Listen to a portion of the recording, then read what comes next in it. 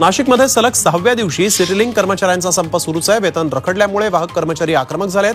लेखी आश्वासन देऊनही वेतन न झाल्यानं वाहक कर्मचारी संपावर गेले. बस सेवा ठप्प झाल्यामुळे विद्यार्थ्यांसह नागरिकांचेही मोठे हाल सुरू आहेत. अहमदनगर जिल्ह्यातील श्रीरामपूर नगर परिषदेच्या कंत्राटी कामगारांचं उपोषण सुरू आहे. किमान वेतन मिळावं ही त्यांची मागणी आहे. कंत्राटी कामगारांच्या पैशांवर ठेकेदार आणि अधिकारी डल्ला मारत असल्याचा आरोपही त्यांनी केला आहे. बुलढाण्यामध्ये समृद्धी महामार्गावर 1 जुलैला झालेल्या अपघातातील पीडित कुटुंबांचं आंदोलन स्थगित झालंय. वर्ध्यातील पीडित कुटुंबांचं 104 दिवसांपासून साखळी उपोषण सुरू होतं. मात्र या दिवसात अधिकारी आणि लोकप्रतिनिधींपैकी एकानंही उपोषण स्थळी भेट दिली नाही असा आरोप त्यांनी केला आहे.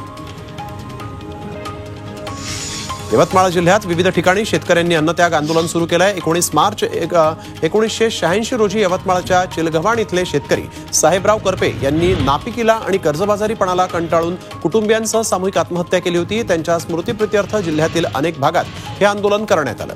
त्या काळात पाटील परंपरा जी होती खून केलेल्या आरोपीला अटक करून फाशी द्यायच्या मागणीसाठी हिंगोली जिल्हाधिकारी कार्यालयावर मोर्चा काढण्यात आला. राजेश कोल्हाळ यांचा आखाडा बाळापूर इथं कृषी पर्यवेक्षक कार्यालयात भर दिवसा खून झाला होता. मात्र 5 दिवसानंतरही आरोपी फरार आहेत. त्यामुळे मृतांच्या संतप्त नातेवाईकांनी मोर्चा काढून निषेध केला आहे.